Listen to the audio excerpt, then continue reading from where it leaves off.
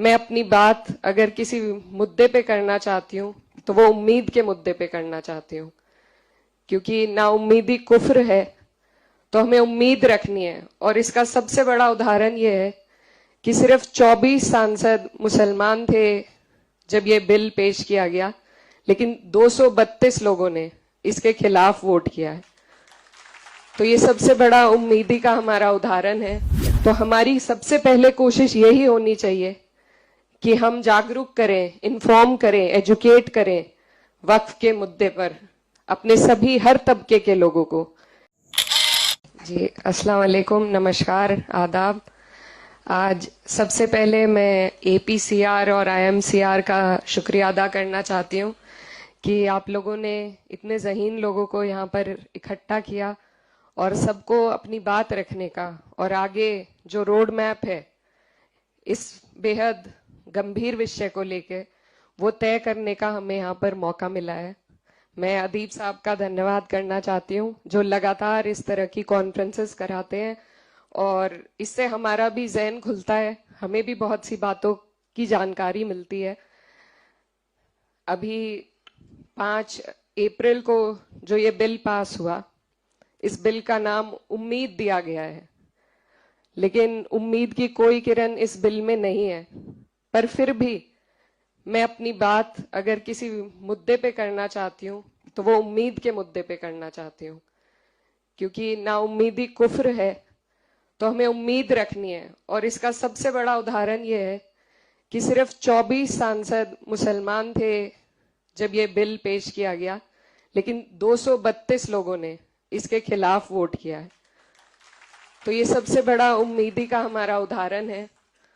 और ये जो हमारा मुल्क है, हमारा देश है, इसमें जब भी ऐसे कोई मामले आए, चाहे सीए एनआरसी हो, चाहे किसान आंदोलन हो, तो उसमें हमेशा अगर कामयाबी हमें हासिल हुई है तो तभी हुई है जब पूरा समाज हमारा एकजुट होकर किसी मामले के खिलाफ लड़ा है।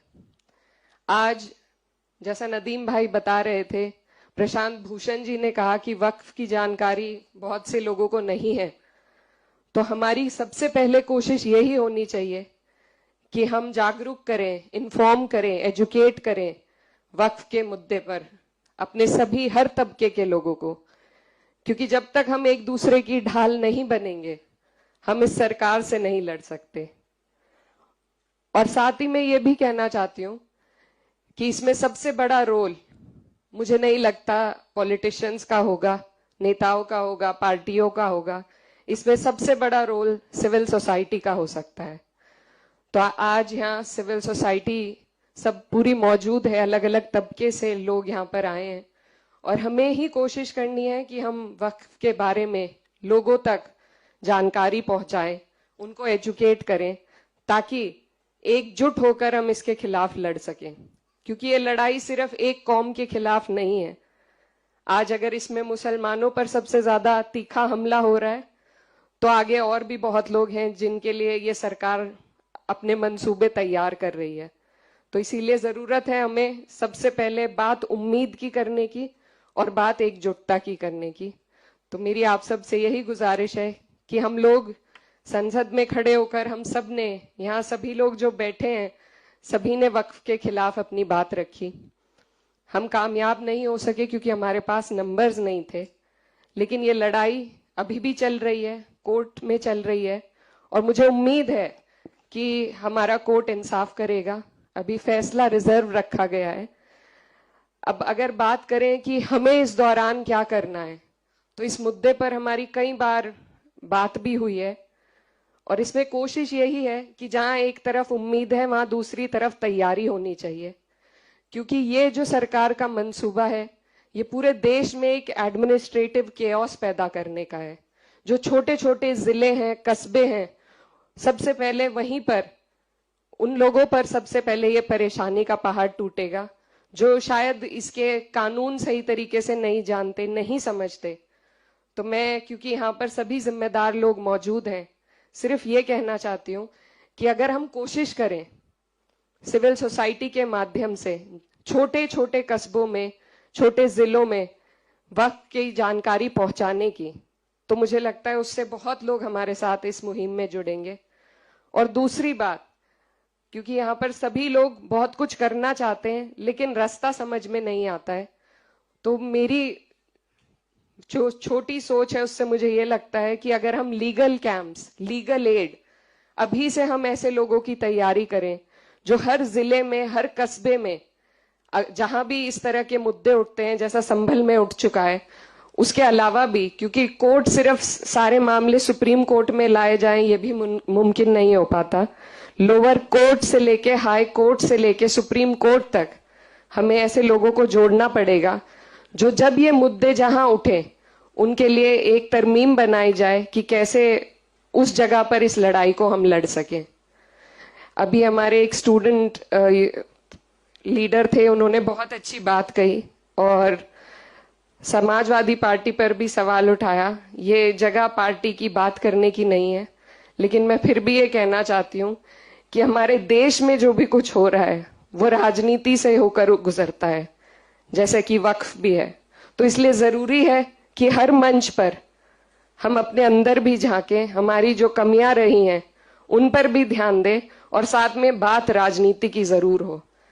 द वर्ड ए पॉलिटिकल, इससे मुझे बड़ी नफरत है क्योंकि कुछ भी हमारे देश में ए पॉलिटिकल नहीं होता है। तो बात पॉलिटिक्स की जानी चाहिए और हम जहां खड़े हैं हमारी जिम्मेदारी है कि अगर हमारे ऊपर कोई भी अगर वर्ग हो, उस पर कोई संकट आए तो अपनी पार्टी का रुख उस तरफ मोड़ने की जिम्मेदारी हमारी है। और मुझे लगता है कि अब तक हमने कोशिश की है कि पार्टी ने एक मजबूत रुख पेश किया है वक्फ के खिलाफ और हर एक मुद्दे पर, और आगे भी इस जिम्मेदारी को, जिया भाई भी यहाँ पर हैं, हम सभी लोग निभाएंगे और बाकी जो पार्टीज यहाँ मौजूद हैं उनसे भी हमें ये उम्मीद है। लेकिन जो आने वाले चुनाव हैं, बिहार में एक चुनाव आने वाला है, उसके लिए मैं खास तौर पर कहना चाहती हूँ कि जो धोखा हमें बिहार में मिला है उसको हमें याद रखने की जरूरत है। और वहां पर उसी हिसाब से, किसी पार्टी के लिए मैं वोट नहीं मांगना चाहती, लेकिन उसी हिसाब से अपना जहन खोलकर हमें हर एक पहलू पर ध्यान देने की जरूरत है। तो उसमें राजनीति भी आती है, उसमें लीगल एड भी आएगी और उसमें सिविल सोसाइटी का बहुत बड़ा योगदान रहेगा लोगों को एजुकेट करने के लिए, उनको साथ जोड़ने के लिए। ये सरकार जो प्रोपेगेंडा चलाती है ये आइसोलेशन का प्रोपेगेंडा है, एक समाज को बिल्कुल अलग कर दिया है। हम आपस में बैठते नहीं हैं, आपसी मामलों में चर्चा नहीं कर पाते, तो उसको हमें तोड़ना होगा। हमें सबको अपनी परेशानियों से अवगत कराना होगा और उनकी परेशानियों की जानकारी रखकर एक दूसरे की ढाल बनकर एक दूसरे का साथ देना होगा, एक दूसरे के साथ खड़े होना होगा। तभी मुझे लगता है कि इस तरह की कोई भी जंग हम जीत पाएंगे। और साथ ही मैं ये भी कहना चाहती हूँ, अभी हाल फिलहाल में कुछ ऐसे मुल्क हमारे देश में हैं जिनमें क्लियर कट, हमारे यहाँ तो फिर भी डेमोक्रेसी जिंदा है, लेकिन जहां पर बिल्कुल तानाशाही थी, जब वहां पर तख्ते पलट हो गए, तो यहाँ भी हमें उम्मीद है कि यहाँ पर हमारी जो डेमोक्रेसी है, जिसके सांस रोकने की कोशिश सरकार कर रही है, उसको आप और हम मिलकर मजबूत करेंगे। हमारी जो न्याय प्रणाली है उससे हमें उम्मीद है और उम्मीद को ही जगाकर रखना मुझे लगता है आज के दौर में सबसे ज्यादा जरूरी है। तो बस ज्यादा वक्त न लेते हुए आप सभी का शुक्रिया, खास तौर पर APCR और IMCR का, कि उन्होंने ये मंच दिया हमें जिससे हम अपनी बात पहुंचा सके।